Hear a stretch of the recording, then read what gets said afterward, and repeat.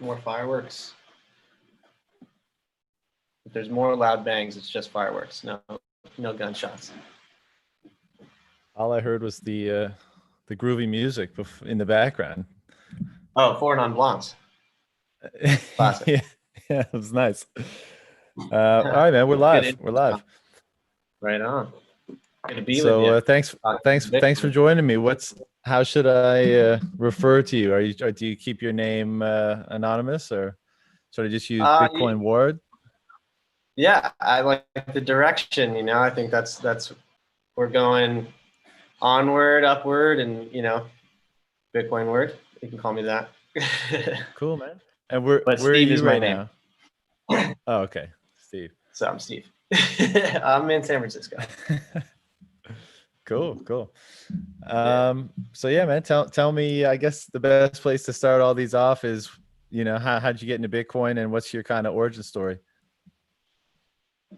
Yeah, I'm just a guy who's been trading some coins and gotten burned by shit coins that dump on you, and learned a lot of lessons, and finally got around to reading a white paper or two, and now I'm trying to figure out, what a good way to stack sats and hold my Bitcoin at the same time without trading or doing anything too stupid. So on my own journey, and wondering if you got any ideas about making Bitcoin with your Bitcoin. Well, when did you get into Bitcoin? Like, when did you start stacking, as it were? Well, probably when I was finishing my undergrad degree, I started learning about what Bitcoin was, as far as like internet money. And that was probably 2013, probably traded around 2014. I got like a Bitfinex account, and Bitfinex was my first, I guess, foray. I think Coinbase was live too, so I think I bought my first Bitcoin on Coinbase back then, 2014. And yeah, I just looked at it as a cool thing to trade. I didn't know what it was when I discovered it, but I'm not much of a trader. I was just kind of experimenting, and set up like a trading program to do Bitcoin and Litecoin on Bitfinex. And flash forward 2020, still trying to get more Bitcoin. Haven't, I think, yeah, that's a long story short. And what have you come up with? Well, how do you get more Bitcoin? I mean, at one time I thought, trading shit coins on Coinbase, when they started adding Ethereum and Litecoin, what was that, 2017? And then, trying to front run, I think this coin's going to get added next type angles of like, what is a fundamental, like what are the things that Coinbase is looking at as far as a framework for evaluating one shitcoin versus another shitcoin. So I had worked on trying to nail down what the fundamental value creation looks like for a crypto asset network, and called that Bitrinsics, and looked at what it was relative to Bitcoin's crypto asset network, because Bitcoin is OG as far as like all these shitcoins are trying to rip off the Bitcoin brand, or trying to be the next Bitcoin. So that was kind of my angle, was what is this new token or this new crypto relative to the Bitcoin network? How much commerce, how much development, how much client support, how many different gateways for fiat are there? Those type of things would be kind of the fundamentals that I was evaluating. And basically all that work, I should have just been holding Bitcoin the whole time. That's what I learned over the last few years. Well, I have a question about that, because I think that conclusion is correct, obviously, but what by those, like, kind of assessment, those metrics for assessing the value of other projects, which ones came out on top according to your schema? I wouldn't call it a top. I'd say it's like more of interconnected set of subsystems that if one isn't firing or two aren't firing, it doesn't matter how good the other one is, they all have to exist. And I think there's like 6 that I would break down with. First, ownership with the lowest, learning curve to participate and add value to a network is just owning any wallet or any private key holder. That's you're providing a support to the ownership network. Production looks different for different projects, but generally like mining with proof of work stuff would go under production, so that'd be the second subsystem. You had to have like a pretty significant hash rate overall. If you're doing proof of work, you gotta have a bunch of nodes, decentralized nodes that aren't all run somebody's backyard. Then once you got that nailed down, you would have exchange support, so something like a fiat gateway. So how can I get in and out? And for a lot of shitcoins, it's like really just Bitcoin pairs on exchanges, because nobody's going to give your shitcoin a fiat gateway on a big exchange right away. So that would be the exchange subsystem. That's number 3. And then you can look at developers in a lot of different ways, but I was looking mostly at GitHub and like where different contributors are coming in, stars. You can game some of those things on GitHub. All the different things, so you can make it look like there's a bunch of development underway. But if you're actually looking deeper into the code, you find out it's a bunch of just people updating the README file or some shit, And that would be number 4, though, development. And 5, I would say like clients that are doing some sort of something on-chain. And Bitcoin has a bunch of different clients that are doing interesting things that end up on-chain. Some other projects have some, and a lot of these projects that have like 1 or 2. So that's not a very good client subsystem. And then commerce nails down the 6th as far as like where goods and services, are there any goods and services being exchanged for this money in this network, or what type of commerce is happening on the network? So those would be the ones that I would try to measure and say, oh my gosh, there's actually some sort of network value behind this thing. Look at all these different subsystems that all have traction or some sort of growth looking. But then you have other projects. Which one scored the best? Well, Ethereum does well, relative to Bitcoin, with a lot of production support. A lot of people running their ETH hash mining, and development support, and some others. And then there really aren't too many like a Monero and like a couple. Like if you're talking about relative to Bitcoin, nobody really gets close to having a well-rounded backing of value creation activities going on. Dude, it was such a crazy time. Like I think back on it, and I don't think it's a very rare person that was immune to the pull of greed to get involved during that time, because you're seeing things go up 10x, 20x, 50x, 100x in like a month. It's very difficult for a human being to not want to try to capitalize on some of that, because it's literally life-changing. Well, it could be, the enticement is that it's life-changing in a very short period of time. But it's just so crazy how all this sprung up. And as you say, like a lot of it was easy to game, or at least the things that people were looking at, like you put up. Yeah, I don't count like website. Community, for example.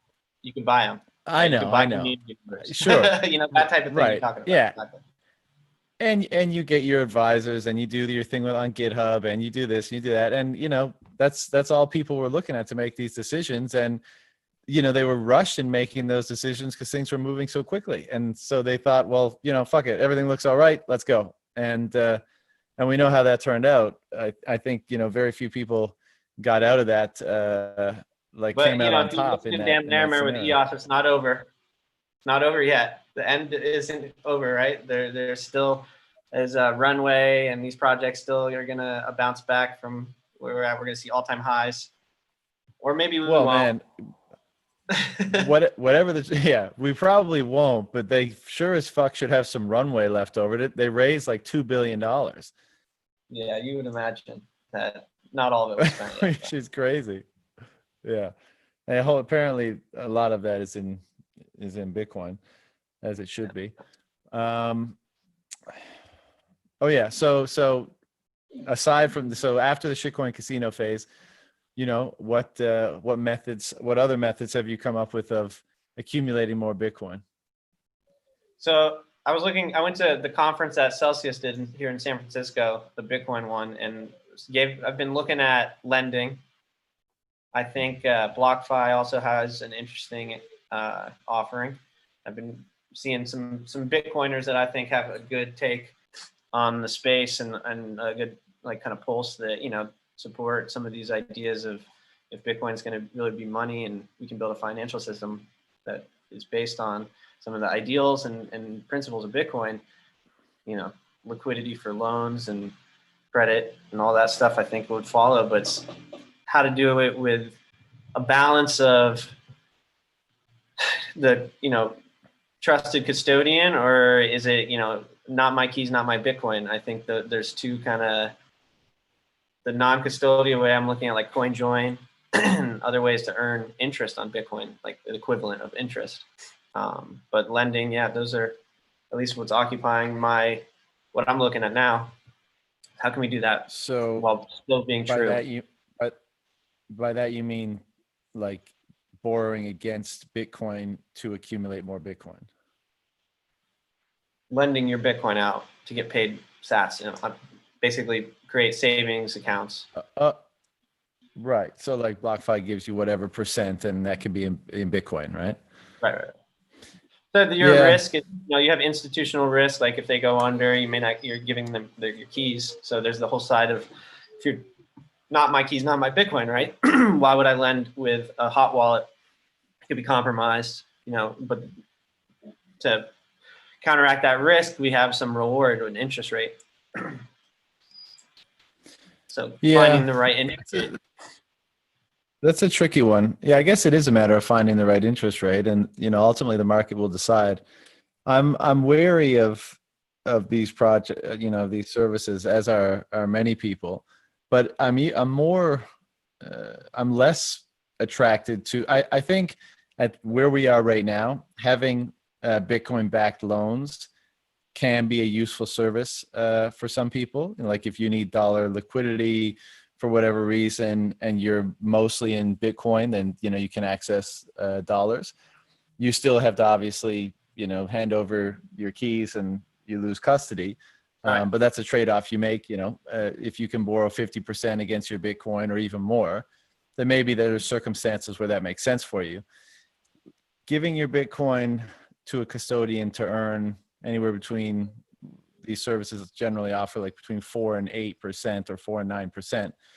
Yeah. That one's a bit harder for me to swallow, because, you know, is it worth it? You know, giving up custody of my Bitcoin, is it worth that percentage year, or should I just be a little bit more humble and you know, just make sure it's secure rather than trying to grow it in such a small kind of increments? I don't know, to each their own, right? But yeah, we have a gentry class, you know, with landowners that, you know, throughout history could just sustain themselves and live off of their rental income.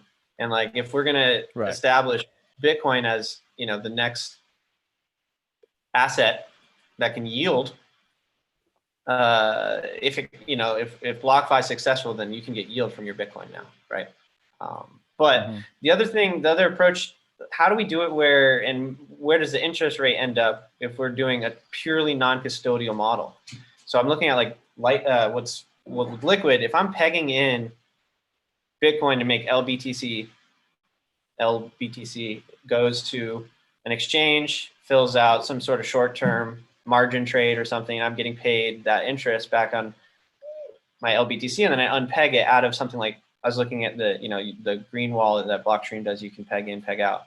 But if I'm just imagining, is that going to be the infrastructure for a non-custodial version of what they're already rolling out with these key holding custodial guys?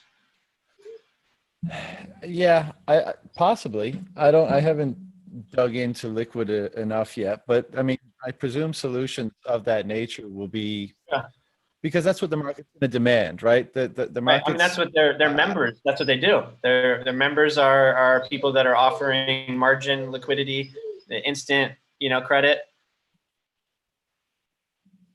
So you'd think like, yeah. So I just think, and we need a non-custodial. the more people realize how precious, and how valuable Bitcoin is, I think, it stands to reason the more difficult it's going to be for them to part with it and not want to take the third party risk with it. And so I think the solutions that allow you to maintain a collaborative custody model or maintain custody in some capacity would be far more attractive to people than just handing over your keys and getting Bitcoin denominated interest over, whatever percent. By the way, can you hear my dog? He really wants to go outside. I don't know if he's. Yeah, I can hear him. Do you want to let him out? What? Yeah. Mine's right behind me too. All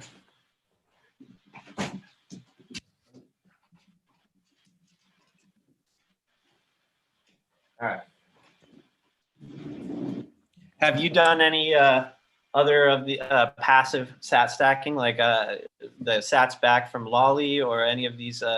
What's another one? The Fold app I've seen you can buy and get sats back. Are there any other ways to make Bitcoin your Bitcoin? But spending is different. Well, no, I mean, that counts. Your stack grows, so it counts in my book. But no, I haven't, because I don't think they're available in Canada, or at least not at the retailers where I'm at. So unfortunately, no. I mean, I would, if it were possible, I would definitely be using those services. Not that I don't spend that much these days, but I don't know. It's an interesting question you bring up. I mean, what else have you come across other than interest accounts, other than or Bitcoin backed rewards? What else have you dug into and found? I mean, trading was I compare it as an option, but I think there's so much downside. Trading? There's good days and bad days, and I still would say I'll maintain positions, but like being on Binance or one of the shitcoin casinos, Coinbase, I would say now is in that thing. I think there's a lot of people that are looking for upside from holding a diversified portfolio of crypto, and thinking that that's one way to beat or outperform Bitcoin. And I just, depending on the time horizon that they're realistically expecting to outperform Bitcoin, I just don't think it's very likely they're going to be right. I think for the most part, they're going to be wrong. But of course, you see projects that go up 100% in a day, and it's easy to ride that wave, but then you're going to be long for it, or the long tail that brings it back to reality. Yeah. Things, but yeah, I think I would mostly advise people to not trade, where I would say, yeah, I mean, something like BlockFi or something like these things seem like there is risk.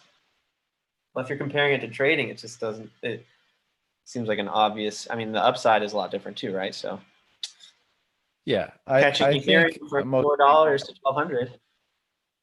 People want to be don't do well trading. And I think it's a shame. Two things, you mentioned that diversified portfolio. One, the exchanges are incentivized to list all these different coins and pump them and pay people to learn about them and all this bullshit so that they earn more in trading fees. And two, the money management, class around this industry, people and companies, they benefit from there being more than one coin so that they can charge their management fees. We have a diversified portfolio of coins. We take our management fee of 1.5% a year. Whereas if it was just Bitcoin, you couldn't do that. You just say, well, your client would say, well, why don't I just buy Bitcoin instead of having you manage this portfolio? And that's what they should do. And most of these wealth management and types, their personal portfolios are that, but they get their clients into these diversified crypto funds because under the guise of it's safer, it's more conservative, hedge your bets, all this bullshit. And I'm hoping that's becoming more apparent. And then in the next big run where this space gets lots of attention, it will be way more Bitcoin focused than acting like this is the stock market effectively, and that there's all these different options and you should assess them, like separately and all this kind of stuff. I'm hoping that will die. But again, the incentives are there for many different parties in the ecosystem for it not to die, to prop it up, So right. Yeah, no, the incentives it'll are probably, definitely clear. And, so it'll probably suck in a lot of people.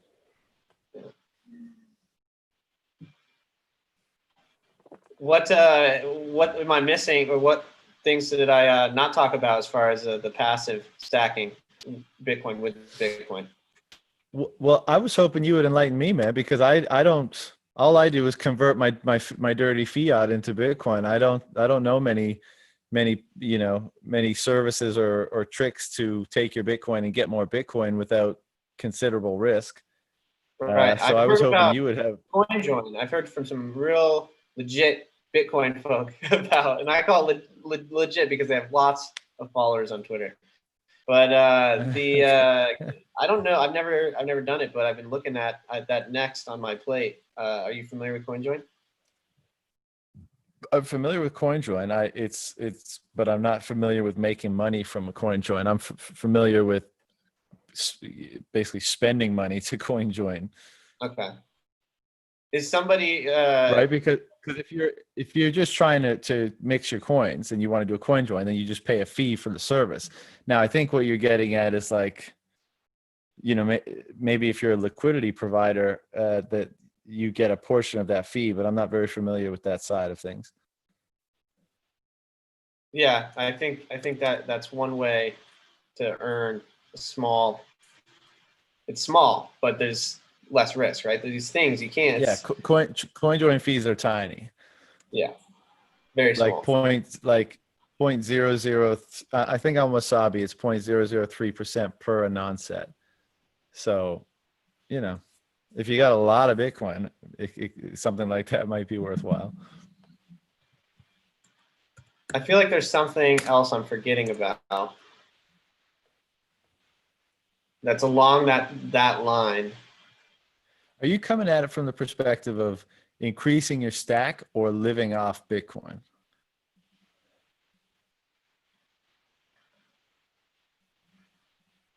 Increasing stack first, but I also look at it as like if you're using sats as your unit of measure, your unit of account for your wealth, for your income, that's kind of where I'm looking at it. So both, but first adding to my stack. Yeah, because I think if it's adding to your stack, there's no better way than just making fiat and converting fiat, right? I mean, Right.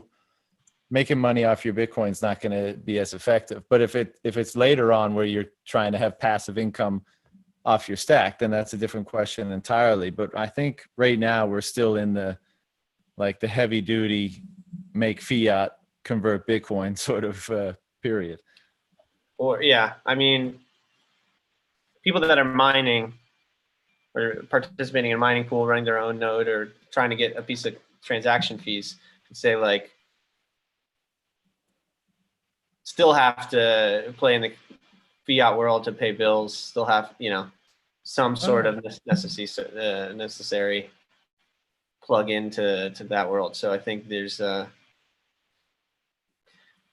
economy to be formed around staying within Bitcoin, generating more Bitcoin. And I'm just trying,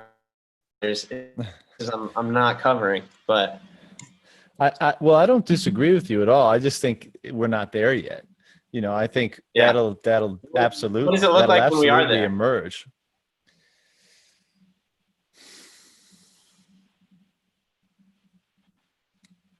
Good question. I don't know. There's one I'm forgetting about. I'm pulling up my notes. One sec.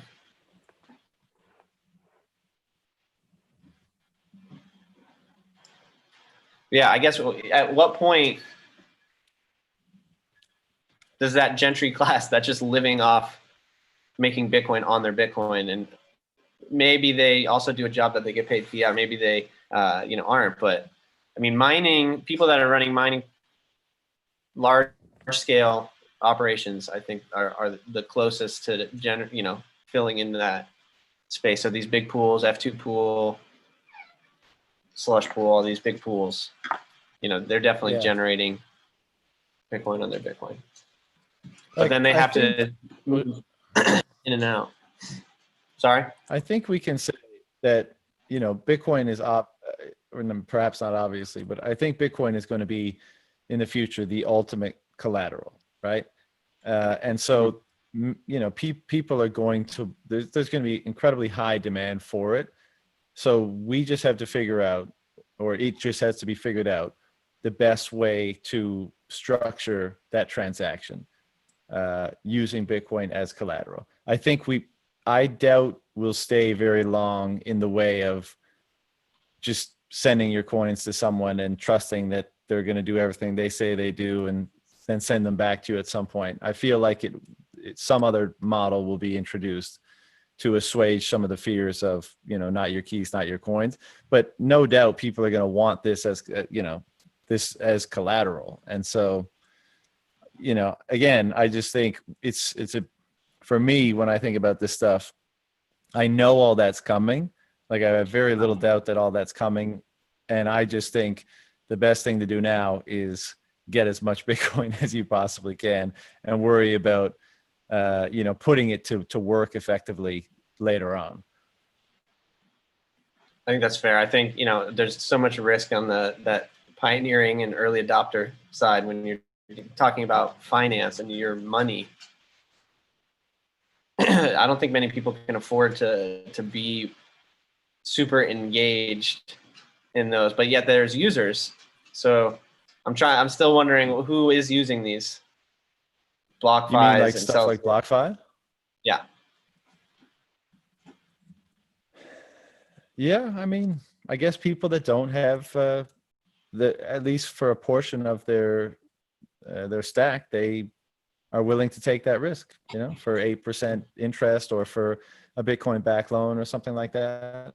I mean, like I would probably take a Bitcoin back loan if it allowed me to preserve my position, you know, like if the time came where I needed some liquidity. I'd much rather, like if I sell my coins, I lose my keys anyways. If I you know, get a Bitcoin back loan, then I presume have a decent chance of getting them back, and I get, you know, a liquidity service. So I can see that being a useful service. I just think we need to figure out the custody model. I think that needs work. Yeah, the peg-ins with a federation on a side chain.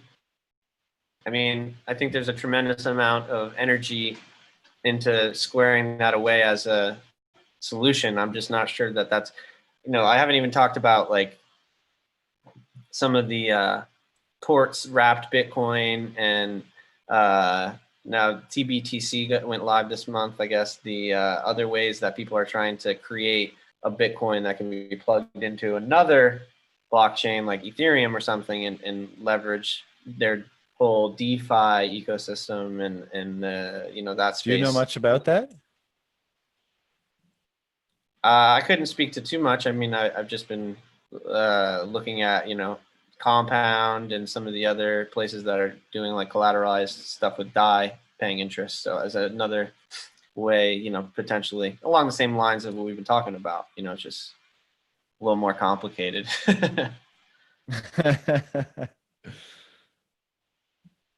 Yeah, I don't, what's this Ethereum, like this Bitcoin on Ethereum? I haven't looked into this much. Well, wrapped Bitcoin's been around for a while, where you're trusting, I don't know how many people, like a multi-sig type model where they're just approving, you know, centralized. They're responsible for maintaining the peg.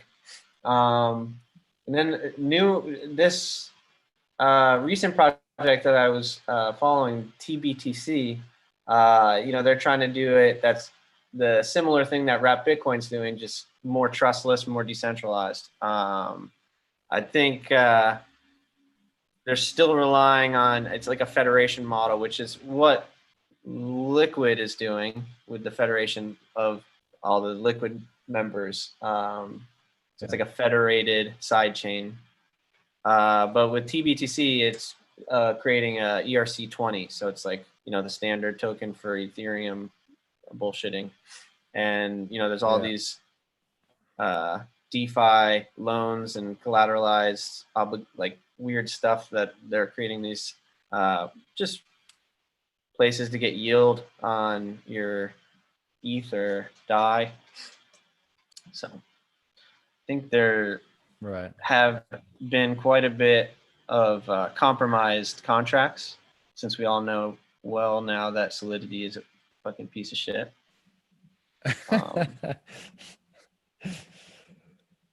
Yeah, man. I So don't know that's another set of risks.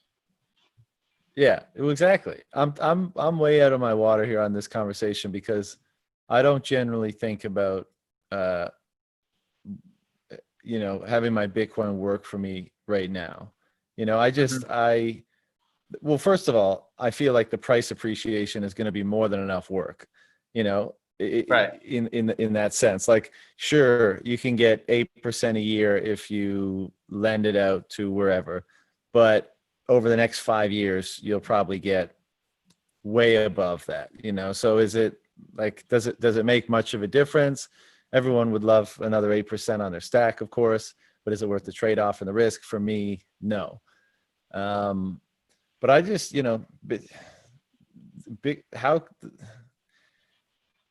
there's so much to come from Bitcoin that I often tend to stop myself from trying to wish that it had more right now. And I think things are moving pretty darn quickly, but with a more conservative mindset around it, and in knowing that we need to maintain the assurances and the security and all of those other things, because that's the foundation on which everything else will work.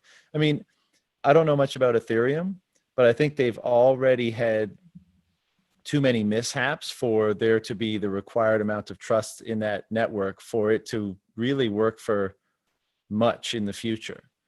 I think that it's been compromised, and you could put however many brainiac developers you want on it and have all this great engineering, but like it's compromised on the foundation, and so I don't know how you get that back, and so I think most of that work will be for naught. So I don't know. For me, the price appreciation is definitely enough for me. Speaking of which, yeah, I definitely tend to agree about where the foundation is. Like, there's a great innovation and great ideas that are being put into production, in the sense that like they could be de-risked, and we could find a bunch of different models. So one of the ones that I've seen on Ethereum that's interesting is the bringing prize savings.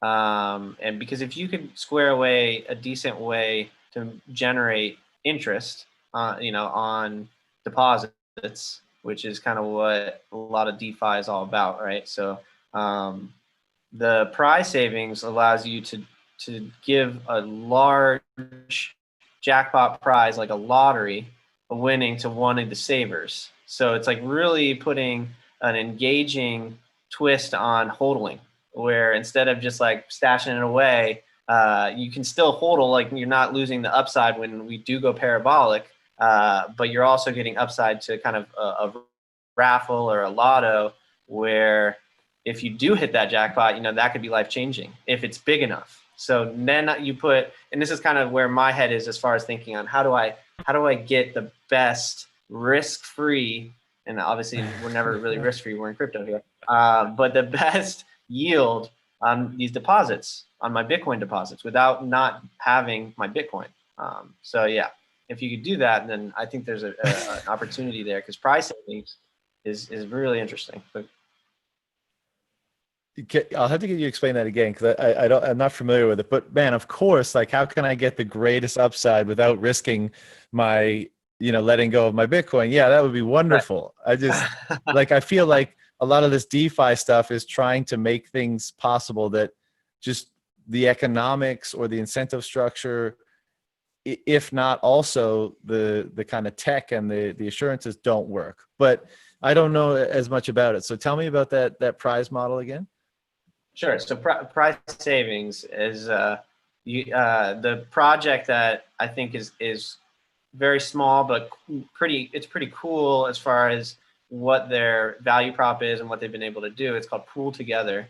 But basically the idea is a bunch of people deposit their savings, they're holding their Bitcoin. Well, they use ETH, right? So you've got ETH or DAI. I think it started with ETH and they started doing DAI. So let's just say they're doing DAI. Okay, so you put 10 DAI in and you're not losing your 10 DAI, but those are each like a ticket to the lottery. And the prize of the lottery is everybody in the entire pool that's depositing's interest. And so everybody gets their money back, but one person gets everyone else's interest. So rather than like a traditional lottery, which is, horrible odds, everybody loses, one person wins a fuck ton, that everybody is saving, everybody's hodling.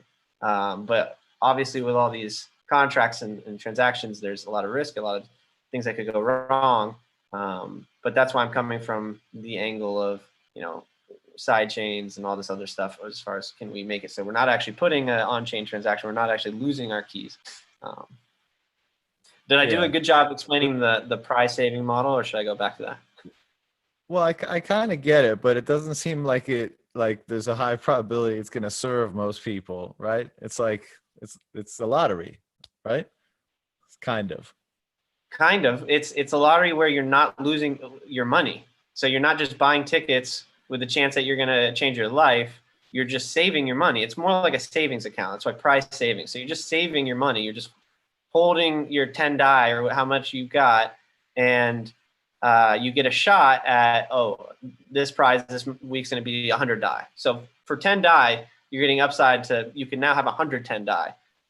But there was no chance that you weren't going to get your money back like a real lotto, because it's all worked on the right. And the prize money comes from everybody that participates. All of their interest. Right. So you do lose some money, right? You lose your interest. Yes. You basically, if you were just opening an account with Compound Finance, then your 10 DAI, you'd get your 3 cents or whatever, your 0.03 DAI. Or I don't. Do they have a denomination? I don't know if DAI has a cents or if it's another. I'm not sure, but I know that you normally you would get a tiny ass piece. But that's again the thing, like a lot of people are more interested, and this is why a lot of people play the lottery, right? A lot of people want the Powerball. In the States, it's the Powerball. I don't know if what do they have for big lottos up there? Ever a $1 billion prize? No, like a 50 mil, something like that. Okay.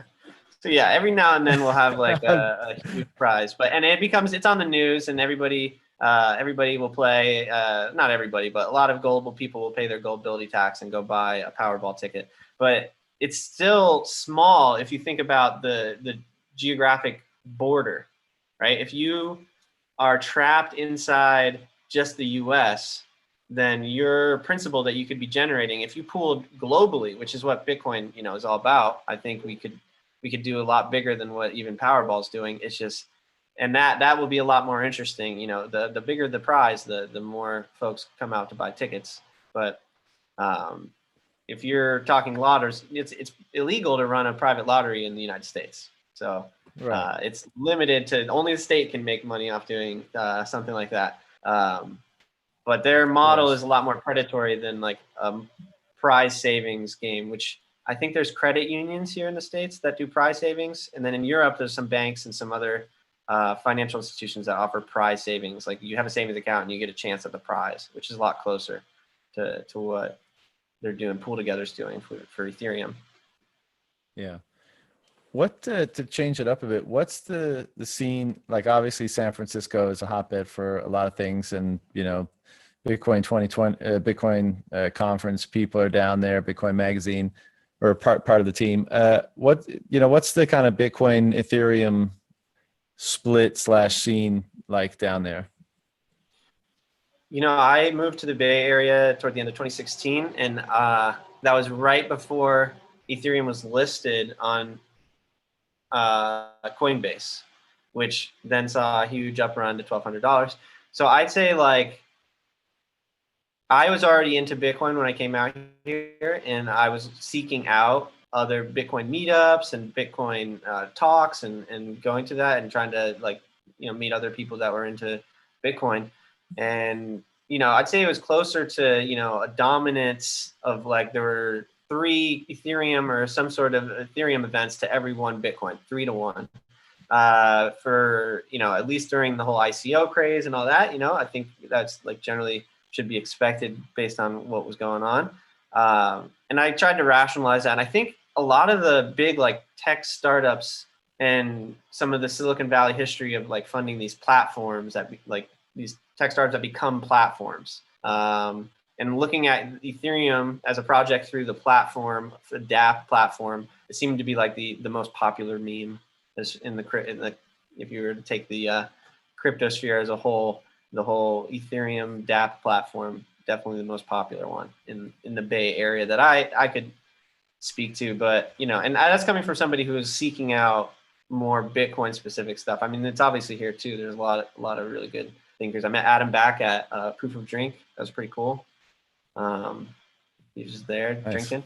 Yeah, some other like regular Bitcoin meetups that go on. A lot of people for the conference and stuff. There's a lot of exposure. You can meet all these people that are on the podcast. They're speaking on stage at whatever conference XYZ. All our keynotes in the space. You see these faces. You meet people. I think that being in San Francisco or any, I think, financial hub, you could get that in New York at the right time. And Blockchain Week I went to a couple Bitcoin events and then Blockchain Week in New York City as well. So I wouldn't say it's that different. Any financial hub's going to have that regular meetups and good crowds, but the number of people has definitely gone down. Obviously right now with COVID and everything, we don't have any of these type of events, so I'm less of that. It's all digital now, I guess. Everybody's on the Zoom. Did you believe that I had to download Zoom? This is my first Zoom call.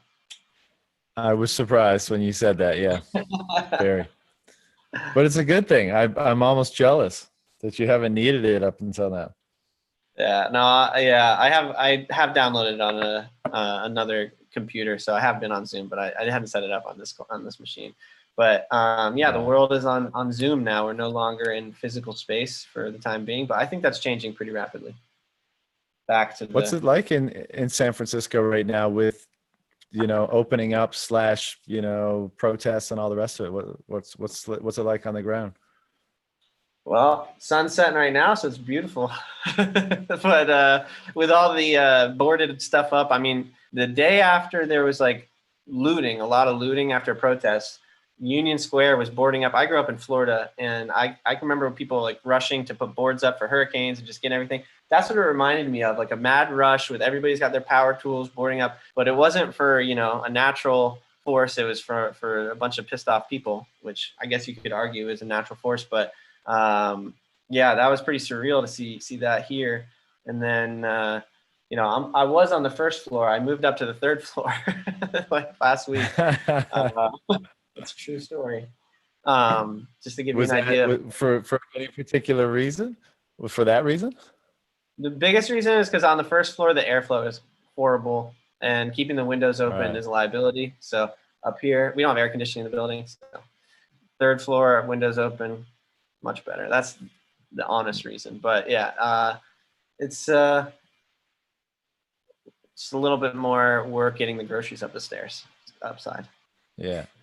Dude, I've been hearing, in recent years that San Francisco is a bit of a rough place. What's your take on that change that has been occurring? I think it can be rough. I think there's an incredible just disparity on what these units and what, like the amount of money that it takes to pay rent for just a single bedroom, a 1-bedroom apartment in the city is just obscene. So I think a lot of people that have been here for a long time that maybe weren't getting the benefits of some of the tech and some of the other things that have made, been the driving force for that crazy increase in rents and how much property, how much it's gone up. I think that drives a wedge when people have been there, missed out on that type of growth, and now they're either struggling to stay where they've always lived or on the street. And definitely, a noticeable, I think it gets a lot of attention. Media loves to write about like the shit all over the sidewalks and how gross it is. And it's not gross. It's a city. So like, there's definitely a bunch of, I mean, the streets haven't been cleaned. Today's the first day that they're cleaning streets since like, I don't know, mid-March or end of March when they really like put the lockdown stuff into place. So yeah, the streets not very clean, but it's I think there's a lot of, I mean, the reason I was able to move up to the third floor is because the person that was in this unit left. And I think the people that were here and had a reason to be here with the office and a commute or some, physical requirement that are now working remote are evaluating if it's worth it to maintain that. My personal take though, and I don't think this speaks, for everybody, but like the fact that every direction basically is some world-class nature, hiking, the ability to have ocean accessible, mountains. I grew up in Florida again, so like anything that is like steep at all is a mountain to me. So we got the mountain in the backyard. And for me, it's all like really cool, like the big trees, and I just can't get enough. I take my dog out to do hiking. So the fact that I'm in a pretty urban environment with a lot of the city side, plus we're just 10 minutes outside the city, we get that type of, even in the city, there's some of the parks in San Francisco are incredible. Little redwood groves, and for me that outweighs, like I think that outweighs some of that downside from just the overall dirtiness. But it's you definitely have to have a plan if you're going to be out here. Otherwise, I think a lot of people get kind of caught in a tough spot. And I think the fact that we have the amount of tents that we have and people surviving, I mean, it doesn't freeze here, but there's a lot of people living on the street and a lot of people that are surviving kind of that lifestyle, the homeless and under a bridge or on a sidewalk, just kind of set up shop with whatever personal belongings. And I think it speaks to the type of people that are here in the Bay Area, that they're surviving. They're not thriving, and I think there's a lot more that could be done for them. But I think overall, they're fed, they're eating, people throw blankets, people throw, there's a lot of goodwill. It's just how much more goodwill to get them totally, rehabilitated and figure out. I don't know how many people want to be living that lifestyle either. It's a really complicated situation, but it's real. It's definitely not like totally made up by fake news. I would say. No, for sure. Yeah. But I mean, it's probably going in the wrong direction, right? This is there's many structural reasons why this imbalance has occurred and seems to have been exacerbated in the last few years. And there's, with what's going on right now with the central banks and the money printer and all the rest of it, there seems to be on the horizon only greater inequality, not less. So, it seems like this problem will be exacerbated in San Fran and exported to many other places around the world. Not exported, but pop up in other places around the world.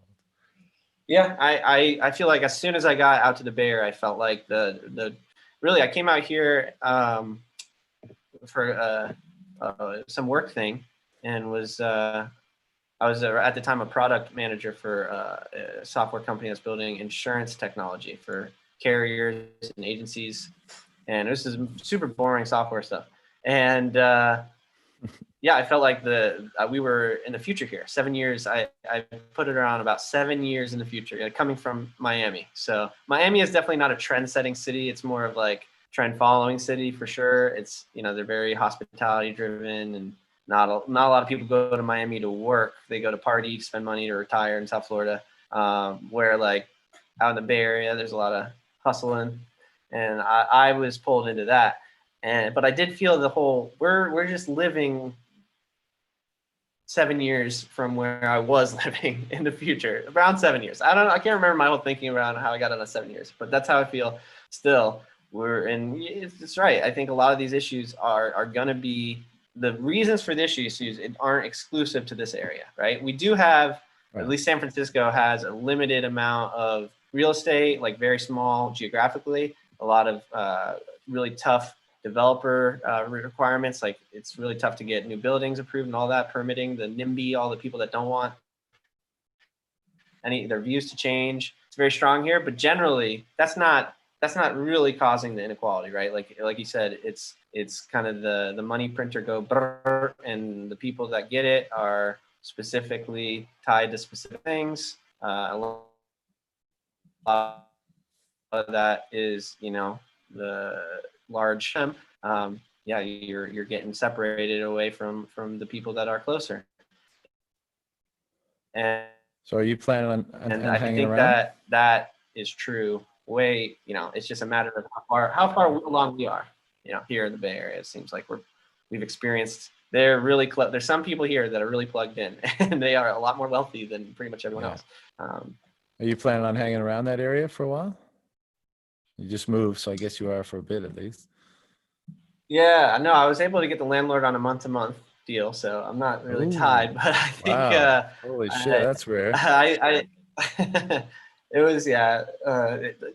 Think about, there's an exodus, right? The leverage. Where is the leverage for people that are willing to stay in the city if a lot of people are leaving? I think the landlords that can grab a tenant, keep, getting as much cash out of them as they can, are probably doing that. So negotiate. If you're thinking about moving, negotiate right now. It's really, you get a lot of shit. But I like it here. My family's in Florida though, so I'll be back in South Florida. I love Miami. Football season, hopefully if it starts, I'll be going to my Miami Hurricane games. But yeah, I'd love to really plug in. Part of what appeals to me with Bitcoin is the whole, borderless aspect. And I haven't got to travel a whole lot so far in my life. So at some point, I'd love to see the rest of the world. I've never been to Asia, although I did do a boat trip that got to see a lot of ports in the Mediterranean, which is like the best, coolest thing I've ever done in my whole life. I think that was nice. But there's so much to see on this planet. I feel like I'd be lying if I said my long-term future is exactly where I am. Nobody who can say that. Of course. Last question for you, man. What's other than what we started this conversation on, talking about how to make your Bitcoin work more for you, what's taking up most of your mind space these days as it relates to Bitcoin? Like, what are you most excited about, or what are you most working on, or what are you trying to learn more about? What's kind of the thing that's getting your rocks off these days? I definitely think that we can bring some real, like, attractive offerings for people that want to look at, or people that haven't really considered Bitcoin. I think the types of products that are coming out that are appealing to no coiners or pre-coiners, depending on where you want to call people that have never bought Bitcoin, to purchasing their first Bitcoin and then figuring out how to stack sats. That whole education cycle, and I think the people that are nailing that right now, I'm most excited about. So I'm talking about, like, Cash App made it really easy. Square is pretty principled on not adding a bunch of shitty altcoins onto Cash App. And they've made, it's a KYC process, but it's pretty nice. And if you're thinking about the whole thing, though, that's, I think, a nice mobile first gateway that definitely have introduced to, like, friends of mine. But also Swan, I like their dollar cost averaging whole setup, as far as people are always trying to time the market. And I think laying down the reality that you're not going to time the market perfectly, and that dollar cost averaging is the best kind of approach to building a position. I think those are good, like, gateways that weren't around when I was getting introduced to Bitcoin, that are much further along on making it seamless and nice UX. Totally. Yeah, and then what we talked about is really the answer to this question. But I try to answer it without just saying the same thing over and over again. But yeah, how to stack Bitcoin with my Bitcoin. That's where my head is. Man, the being able to enter this space, for pre-coiners that will be coming in over the next few years, without having to go through the casino, is such a fucking huge benefit. You know, because Absolutely. so many people had to go through, and you get distracted by the shiny lights and the greed and the Yeah. this and then that. The DCA narrative is just, it's so simple, it's so easy, it's not a hard sell, and it's what's best for most people. And you know, I really like how that's becoming a very dominant narrative, and I'm hoping that, and I think this is the case, a lot of new entrants that are coming in now, I think that's how they're coming in. They're going to fuck around with all these crazy exchanges and sketchy exchanges and asking about this and that and all these other coins. It's just someone sold them on Bitcoin, and then they said, you know, don't trade, don't time the market, just accrue over time, DCA. Yeah. And I love how simple that is now, because that's a real easy sell. Yeah. Yeah, I think it's going to do what people really are saying they're going to do. Like most people that light comes on, they're like, okay, I'm gonna get some Bitcoin, I'm gonna save it, I'm not gonna touch it. They say that, and then exactly what you said, they get, oh, earn $25 to take this quiz about Tezos, and then they read the white paper, and then they're sitting on a bunch of shit coins and diversifying, and yeah, it's it's a journey for everyone. But I think the closer we get toward using Bitcoin as saving technology, we can save Bitcoin. I think that's the direction. 100%. And I think that's a perfect place to end it, man. Unless you got any last words. Excellent. Thanks for having me on, man. All right, man. Great to chat. All the best. See you, brother.